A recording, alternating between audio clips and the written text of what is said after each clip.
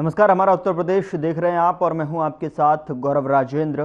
Bulletin की शुरुआत करते हैं। महाराष्ट्र के कारंजा विधानसभा क्षेत्र में आयोजित जनसभा को मुख्यमंत्री योगी आदित्यनाथ ने संबोधित किया। संजोग मानता हूं, जो बंजारा समुदाय कभी अपने अस्तित्व के लिए जूझ रहा था, आज उस बंजारा समुदाय को प्रधानमंत्री मोदी जी के मार्गदर्शन में सत्ता की, शासन की मुख्य धारा के साथ जोड़ करके बाबू सिंह महाराज को एमएलसी के रूप में भेजने का काम भारतीय जनता पार्टी की सरकार ने किया है। ये कार्य इसलिए महत्वपूर्ण है कि अब बाबू सिंह महाराज के जाने के बाद न केवल इस पवित्र काशी के बंजारा समुदाय की इस पवित्र काशी का सुंदरीकरण करने की भारतीय जनता पार्टी का अभियान और तेजी के साथ आगे बढ़ेगा।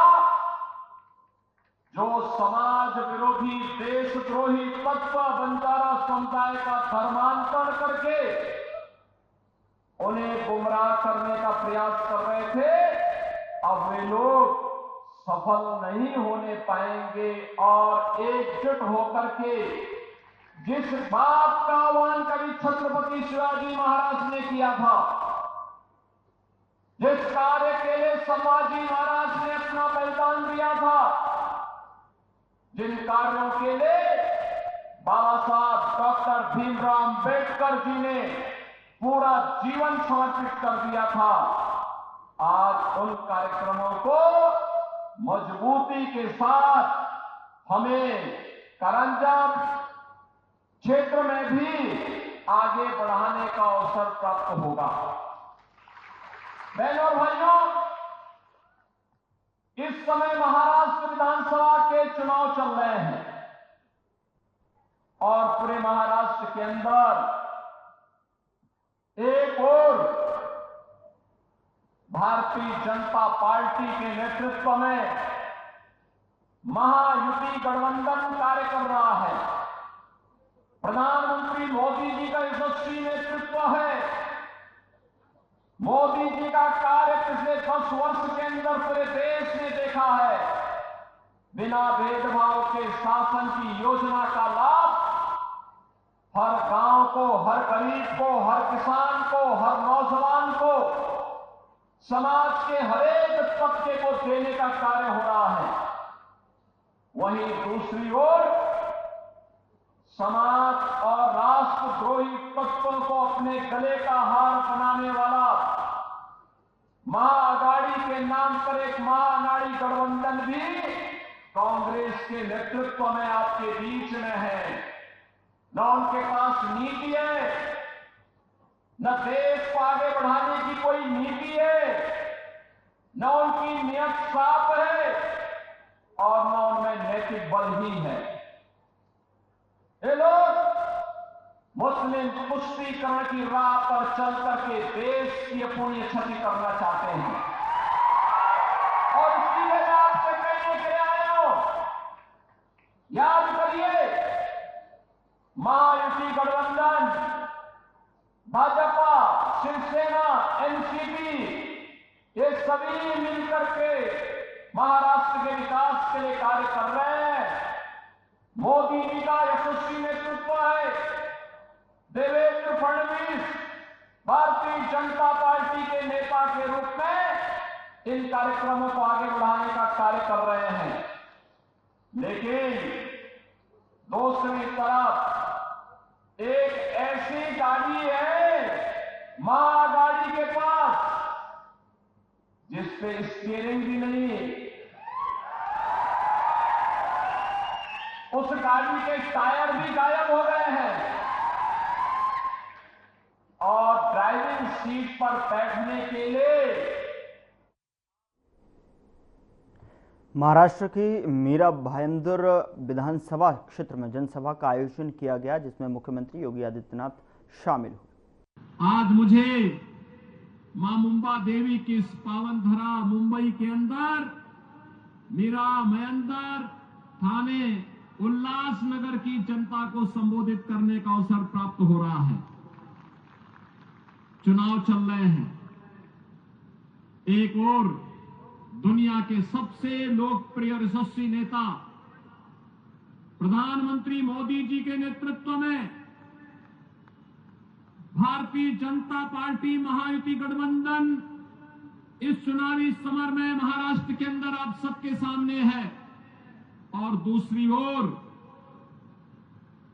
जिनकी न नीति है, न राष्ट्र के प्रति कोई अच्छी नीयत है, न नैतिक बल ही रह गया है, ऐसा अनैतिक अनाड़ी गठबंधन के रूप में महाअघाड़ी भी आपके बीच में इस चुनावी समर में है। बहनों और भाइयों, ये चुनाव मात्र चुनाव नहीं है। ये चुनाव हम सबके लिए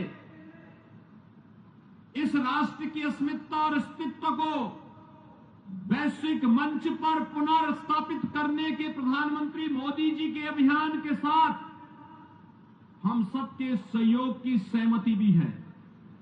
और इसीलिए मैं महाराष्ट्र की जनता जनार्दन से अपील करने के लिए आया हूं। हमने बदलते हुए भारत को देखा है पिछले 10 वर्ष के अंदर। प्रधानमंत्री मोदी जी के नेतृत्व में ये बदलता हुआ भारत जो अपने देश की सीमा की सुरक्षा करना जानता है। याद करिए 2014 के पहले के भारत में क्या होता था। 2014 के पहले के भारत में पाकिस्तान घुसपैठ करता था, आतंकी वारदात को अंजाम देता था, आवाज उठती थी। कांग्रेस नेतृत्व की सरकार कहती थी कि बोलिए मत, पाकिस्तान से संबंध खराब हो जाएंगे। 2014 का भारत आज वह किसी को छेड़ता नहीं, कोई छेड़ता है तो छोड़ता भी नहीं। आज तो भारत की सीमा सुरक्षित है, दुश्मन घुसपैठ नहीं कर पाता है, आतंकी वारदात को अंजाम नहीं दे पाता है, बल्कि एक और भारत अपने 80 करोड़ लोगों को फ्री में राशन की सुविधा का लाभ दे रहा है और दूसरी तरफ पाकिस्तान 23 करोड़ की मात्र आबादी वहां वह भी भूखों से मरने के लिए तड़प रही है।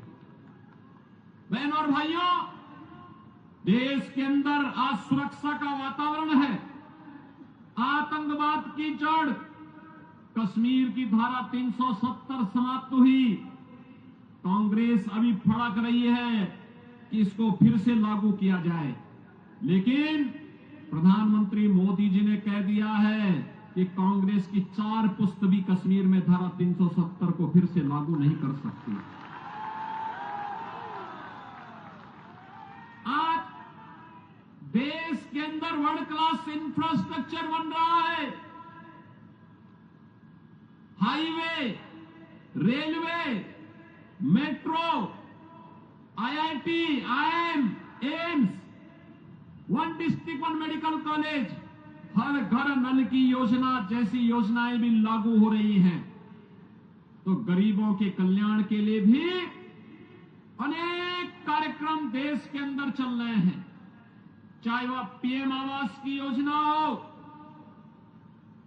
चाहे वह आयुष्मान भारत की योजना हो, चाहे वह नौजवानों के रोजगार की योजना हो, और चाहे लाडली बहना योजना के माध्यम से हर महिला के खाते में हर महीने 2100 रुपये देने की व्यवस्था हो। यह कार्य कांग्रेस नेतृत्व की महाअघाड़ी गठबंधन की सरकार भी कर सकती थी, लेकिन उन्होंने तो कोरोना जैसी महामारी के दौरान भी कुछ नहीं किया। हाथ पे हाथ धरे बैठे रहे, खजाने को लूटते रहे, प्रदेश और देश के अंदर अराजकता का माहौल पैदा करते रहे और उनको, कांग्रेस को देश के अंदर सर्वाधिक समय तक शासन करने का अवसर मिला था। विकास, सुरक्षा, समृद्धि, सुशासन इसमें नहीं कर पाए, कम से कम अयोध्या में रामलला का मंदिर ही बना देते। ये तो अभी नहीं कर पाए। जो कार्य कांग्रेस 65 वर्षों में नहीं कर पाई, भारतीय जनता पार्टी की डबल इंजन की सरकार ने मोदी जी के नेतृत्व में मात्र 2 वर्ष के अंदर उत्तर प्रदेश के अंदर भगवान राम के मंदिर का निर्माण का कार्य कराते हुए भगवान राम को फिर से अयोध्या धाम में विराजमान कर दिया। बहनों और भाइयों, मैं पूछना चाहता हूं, कांग्रेस को अगर आपकी चिंता होती, आपकी आस्था की चिंता होती, अयोध्या में राम मंदिर का निर्माण ये भी करते। 500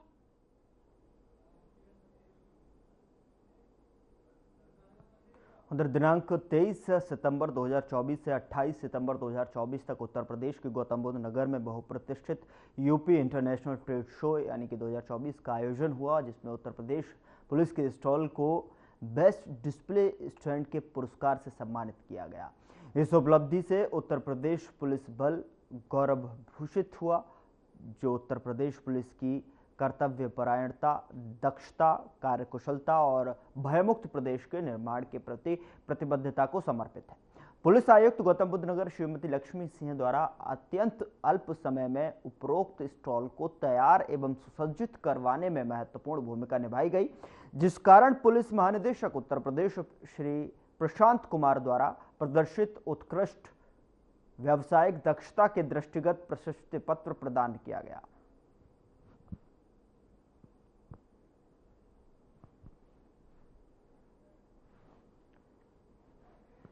यूपी पुलिस के स्टॉल को पुरस्कार मिला है और साथ ही साथ बता दें कि बेस्ट डिस्प्ले स्टैंड के पुरस्कार से नवाजा गया है।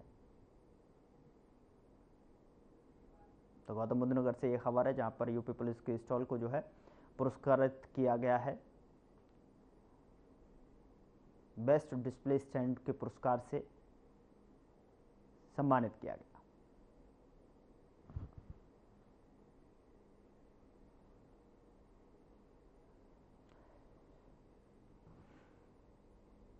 गौतम बुद्ध नगर से ये खबर आप तक पहुंचा रहे हैं, जहां पर यूपी पुलिस के स्टॉल को पुरस्कार मिला है, बेस्ट डिस्प्ले स्टैंड का पुरस्कार दिया गया।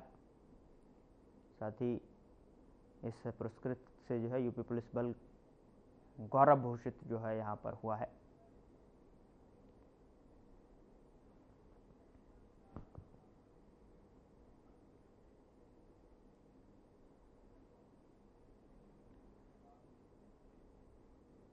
गौतम बुद्ध नगर की पुलिस कमिश्नर लक्ष्मी सिंह की तरफ से यातायात महीने के मौके पर जो है यातायात व्यवस्था को और ज़्यादा सुदृढ़ बनाने और व्यवस्थित करने के उद्देश्य से जो है ऑटो चालकों को रूट चार्ट और रूट नंबर रिफ्लेक्टर देकर हरी झंडी दिखाई गई। बता दें कि जिले में रोजाना हजारों लोग ऑटो रिक्शा का उपयोग करते हैं, जिस कारण जिले में ऑटो रूट को जो है व्यवस्थित रखना बहुत ज़रूरी रहता है, ताकि आमजन को जाम और अन्य समस्याओं का सामना न करना पड़े। सभी ऑटो चालक, ई रिक्शा चालकों और परिवहन विभाग से समन्वय स्थापित कर आपसी सहमति के आधार पर रूट का निर्धारण किया गया है।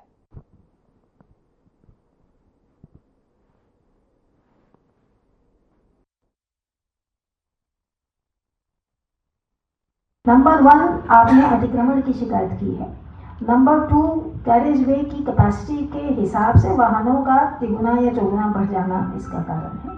और तीसरा जो है, कुछ जगहों पर बहुत चौड़ी रोड एकदम से सकरी रोड में तब्दील हो जाती है, तो वो नेचुरल कोहेशन का पॉइंट हो जाता है। तो इस दौरान अतिक्रमण पर हम ध्यान देंगे। मैं ये आश्वासन आपको देती हूँ कि जो हमारे रेलेवेंट बिंदु हैं उन पर अतिक्रमण की ड्राइव चलेगी और कुछ उसका परमानेंट इलाज होगा। नंबर 1, इसके लिए हम लोग जो हमारी दूसरी सरकारी विभाग हैं उनको भी टेंडम में ले रहे हैं, ताकि जो व्यवस्था बने वो परमानेंट बने, वो आधी अधूरी बिना मन की व्यवस्था ना बने, क्योंकि फिर वो आदमी विशेष व्यक्ति पर निर्भर हो जाती है। तो जो व्यवस्था बननी चाहिए वो परमानेंट होनी चाहिए, ताकि व्यक्ति विशेष के जाने के बाद भी वो व्यवस्था चले। तो we will concentrate on that. और ये जो प्रपोजल्स हैं इसका एक ब्रीफ हम आप मीडिया को जल्दी उपलब्ध कराएंगे। What we are proposing for traffic management at a district ingress. गृह मंत्री अमित शाह ने महाराष्ट्र के 40 गांव में सार्वजनिक बैठक को संबोधित किया। इस दौरान उन्होंने क्या कुछ कहा, आइए आपको सुनाते हैं। महाराष्ट्र में दूसरी बार आया हूं। मैं कोंकण भी गया, विदर्भ की भी गया, मैं मुंबई भी गया, सब जगह घूम कर आया हूं। मराठावाड़ा भी जाकर आया। ये चुनाव का परिणाम क्या आने वाला है जानना है क्या? जरा जोर से बोलो, जानना है? देखो 40 गांव वालों, 23 तारीख को अघाड़ी का सुपड़ा साफ होने वाला है। अरे शिवराय के महाराष्ट्र में महायुति की सरकार बनने वाली है। महायुति की सरकार। एक कांग्रेस पार्टी लोकसभा चुनाव के बाद राहुल बाबा बड़े उत्साह में आ गए। हरियाणा का चुनाव आया, हम जीत जाएंगे, हम जीत जाएंगे, हम जीत जाएंगे, और परिणाम आया तो टाई टाई फीस हो गया। हरियाणा में भाजपा सरकार बनी। झारखंड के अंदर आज मतदान होने वाला है, हो रहा है।